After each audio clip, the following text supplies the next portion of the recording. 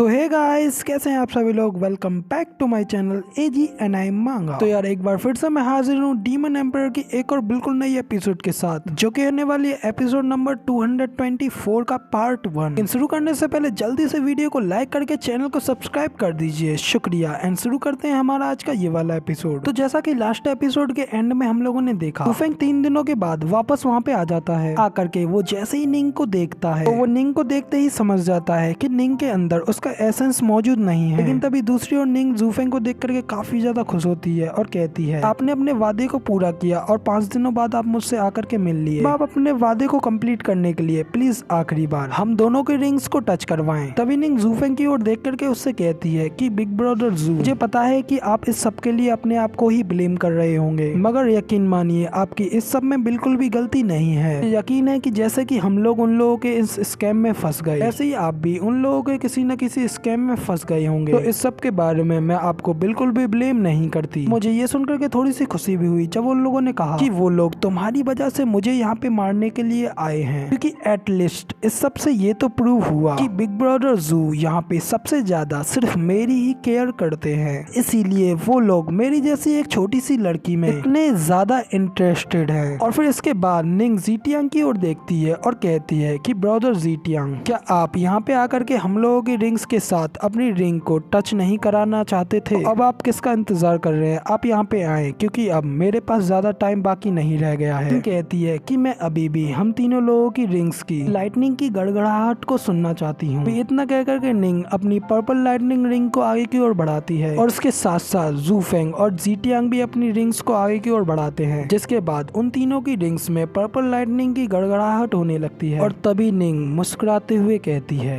कि काश हम लोग एक बार फिर मिल पाए। और भाई लोग इस वाले सीन को देख करके तो यार मेरी आंखों से भी आंसू निकल आए। और फिर इसके बाद निंग अपनी आंखों को बंद करते हुए कहती है, मेरी लाइफ के ये पल जो कि हम लोगों ने एक साथ बिताए हैं वो मुझे हमेशा से याद रहेंगे। और फिर भाई लोग इसी के साथ निंग की जान यहीं पे पूरी तरीके से निकल जाती है और निंग यहीं पे मर जाती है। उसके हाथ नीचे जमीन पर गिर जाते हैं, जिसे कि देख जुफेंग जीटियांग दोनों ही बहुत ज्यादा दुखी होते हैं। और ये पल उन लोगों के लिए सबसे ज्यादा सैडेस्ट पल होता है। फिर इसके बाद जुफेंग अपने चोखे को उतारता है, यानी कि अपने कपड़े को उतारता है और उसे निंग की बॉडी के ऊपर उड़ा देता है। इसके बाद सभी लोग खड़े होकर के निंग की ओर देखने लगते हैं। इनके दोनों भाई भी निंग को मरता हुआ देख करके काफी ज्यादा रो रहे होते हैं। साथ ही बाहर से निंग के फादर और लीव क्लैन के सभी एल्डर्स और साथ ही मिस जिया सभी लोग बहुत ज्यादा सैड हो जाते हैं। कि दूसरी ओर सरलैंग और जूजी चैंगफेंग वो लोग भी अंदर की ओर देख रहे होते हैं। जूजी चैंगफेंग कहते हैं कि इसमें कोई शक नहीं है कि इस बच्ची का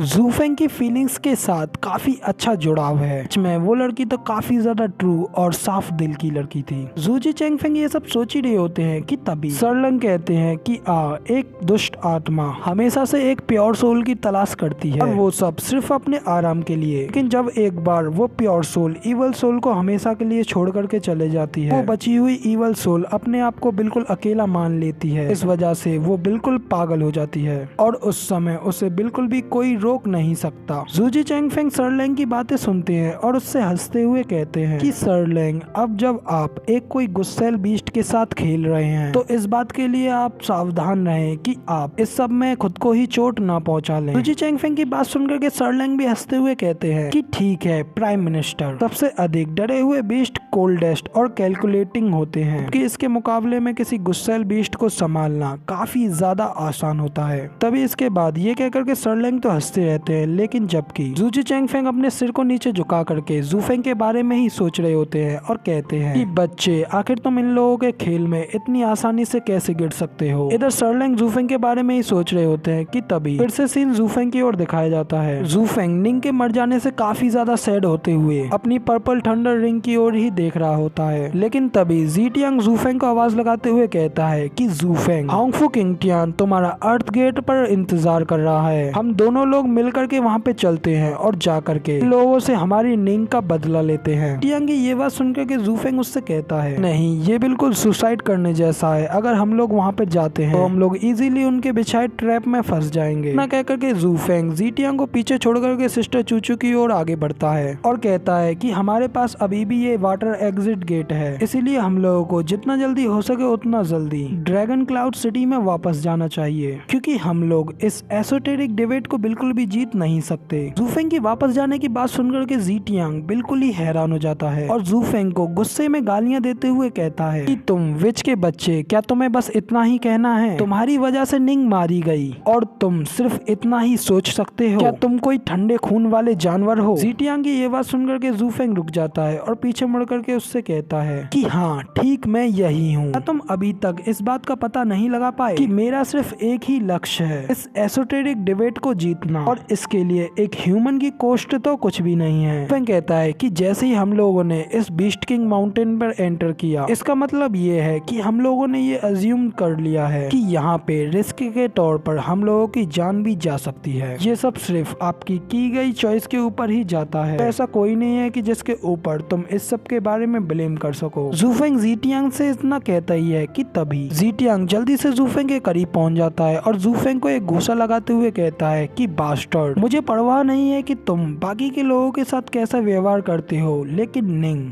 वो सिर्फ तुम्हारी वजह से ही मारी गई। जीटियांग गुस्से में जूफेंग को एक पंच लगा देता है, लेकिन बदले में जूफेंग सिर्फ अपने गाल को सहराते हुए साफ करता है और जीटियांग से कहता है कि वो लड़की, उस लड़की को यहाँ पे नहीं आना चाहिए था क्योंकि वो यहाँ पे सबसे ज्यादा वीक थी। जूफेंग की ये बात सुनकर के जो जीटियांग बिल्कुल डिप्रेस हो जाता है और गुस्से में आग बबूला होने लगता है। तभी सिस्टर चुचू भी जूफेंग की ओर देखते हुए सोचती है और कहती है कि जूफेंग, तुम इतने ज्यादा हर्टलेस कैसे हो सकते हो? सिस्टर चुचू जूफेंग की ओर देख करके ये सब सोच ही रही होती है कि तभी लॉन्गजिन्यू कहता है कि हाँ, ब्रदर जू बिल्कुल सही कह रहे हैं, ये एसोटेरिक डिबेट पूरी तरीके से खतरों से भरा पड़ा है, कोई भी यहाँ पे किसी की भी जान बचाने की गारंटी नहीं दे सकता है। लॉन्गजिन्यू कहता है कि यहाँ पे हमारी सबसे ज्यादा टॉप प्रायोरिटी ये है, जितना जल्दी हो सके उतना जल्दी हम लोग इस प्लेस को छोड़ करके यहाँ से चले जाएं। और वैसे भी मैंने सुना है कि ब्रदर जूफेंग, आपने लोगों से आपने वो चौथी भरी हुई प्रीमियम सीक्रेट पिल की बोतल भी छीन ली है। अपने इन भाइयों को मत छोड़ना और जाने से पहले हमारे लिए भी एक ब्रीमिंग सीक्रेट पिल की बोतल भी छोड़ देना। जूफेंग लॉन्गजिन्यू की ये बात सुनकर के कहता है कि हाँ जरूर, लेकिन तभी इधर दूसरी ओर जीटियांग की ओर दिखाते हैं। जीटियांग गुस्से में अपनी तलवार को बाहर निकालते हुए कहता है कि हरामी, मैं बिल्कुल समझ गया, मैं समझ गया कि ये सब सिर्फ एक डाइवर्जन था। जब तुम चौथी ब्रीमिंग सीक्रेट पिल की बोतल को लेने के लिए गए थे तो तुमने हम लोगों को यहाँ पे सिर्फ चारे के तौर पर फेंक दिया। इतना कह करके जीटियांग अपने एक स्वॉर्ड के स्पेशल अटैक को चार्ज करता है, के नाम फ्लोटिंग स्पेस 9 फॉन्ट्स होता है। उस मूव के साथ जीटियांग जूफेंग के ऊपर अटैक करने के लिए आगे बढ़ता है और कहता है कि तुम ही हो वो